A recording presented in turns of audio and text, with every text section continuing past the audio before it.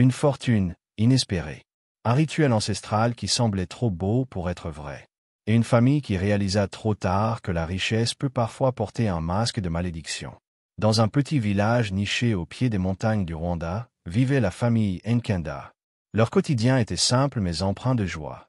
Les rires des enfants résonnaient dans leur modeste maison en terre battue, tandis que Grace, la mère, cuisinait sur un feu de bois et que Jean-Pierre, le père, travaillait dur dans les champs. Mais leur vie bascula à jamais lorsqu'ils découvrirent un secret enfoui dans la forêt sacrée. Un soir, alors qu'ils cherchaient du bois pour réparer leur toit, Jean-Pierre tomba sur une grotte dissimulée derrière une cascade. À l'intérieur, il trouva un autel couvert de symboles étranges et un bol en argile contenant une poudre dorée scintillante. Intrigué, il prit une poignée de cette substance et la rapporta chez lui. Cette nuit-là, un rêve envahit son sommeil. Un homme vêtu de noir lui apparut, murmurant d'une voix séduisante. « Cette poudre est le don des esprits. Elle te donnera tout ce que tu désires. Mais chaque bénédiction exige un sacrifice. » Le lendemain matin, poussé par la curiosité et l'espoir, Jean-Pierre versa la poudre dans un verre d'eau et but. Quelques jours plus tard, des événements extraordinaires commencèrent à se produire.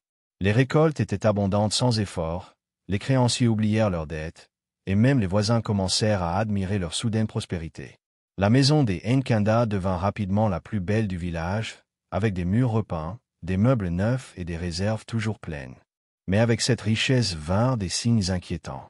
La première année, un coq noir appartenant à la famille mourut brutalement après avoir picoré près de l'autel où Jean-Pierre conservait la poudre restante. La deuxième année, leur plus jeune fils, Innocent, tomba gravement malade sans raison apparente.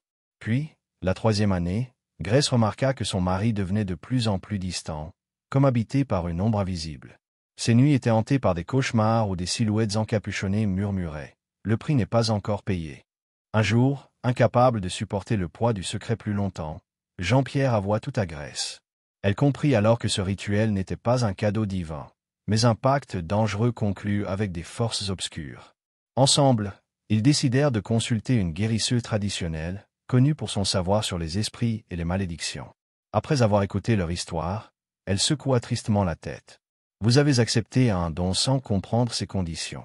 Maintenant, chaque membre de votre famille doit payer un tribut annuel, ou vous serez tous emportés. » Le rituel imposé par les esprits était simple mais effrayant. Chaque année, un membre de la famille devait verser une partie de son sang dans une coupe d'eau salée et prononcer ces mots. « Je renonce à ce qui m'est précieux pour nourrir vos désirs. » Ce sacrifice garantissait que la richesse continuerait de couler, mais chacun sentait qu'un peu de leur âme s'étiolait après chaque cérémonie.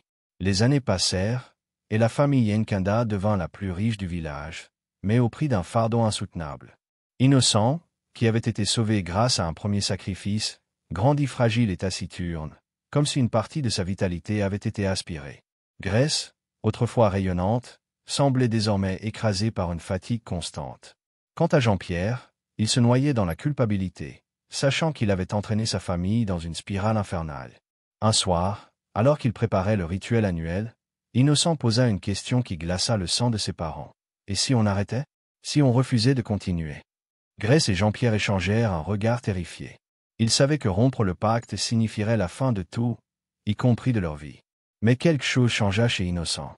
Il refusa de participer au rituel cette année-là, déclarant avec une force inattendue « Je préfère mourir libre plutôt que vivre sous le joug de ces esprits. » Sa rébellion attira immédiatement leur colère. Une tempête violente balaya le village cette nuit-là. Et au matin, Innocent avait disparu, laissant derrière lui seulement une plume noire posée sur son lit. Dévastée, Grace décida qu'il était temps de mettre fin à ce cycle destructeur. Elle retourna voir la guérisseuse, qui proposa une solution risquée. Pour briser le pacte, vous devez tous affronter les esprits ensemble. Apportez ce qui reste de la poudre dorée à l'autel d'origine et offrez-leur non pas un sacrifice matériel, mais votre sincérité et votre courage. La famille marcha jusqu'à la grotte, tremblante mais déterminée. Là, ils déposèrent la poudre et crièrent d'une seule voix. « Nous renonçons à votre don. Prenez-le, mais laissez-nous partir. » Un silence pesant suivit. Puis, lentement, la lumière revint dans la clairière, et l'autel se fissura avant de s'effondrer. Bien que la richesse ait disparu avec le pacte, la famille ressentit une paix qu'elle n'avait pas connue depuis des années. Ce conte rappelle que certaines fortunes cachent des pièges invisibles, et que la véritable richesse réside dans la liberté de vivre sans peur ni compromis. Parfois, Rejeter ce qui semble être une bénédiction est le seul moyen de sauver ce qui compte vraiment.